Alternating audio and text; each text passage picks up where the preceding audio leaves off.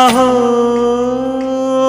ఒక మనసుకు నేడే పుట్టిన రోజు, అహో తన పల్లవి పాడే చల్లని రోజు, ఇదే ఇదే కుహు స్వరాల కానుక, మరో వసంత గీతిక జనించు రోజు. అహో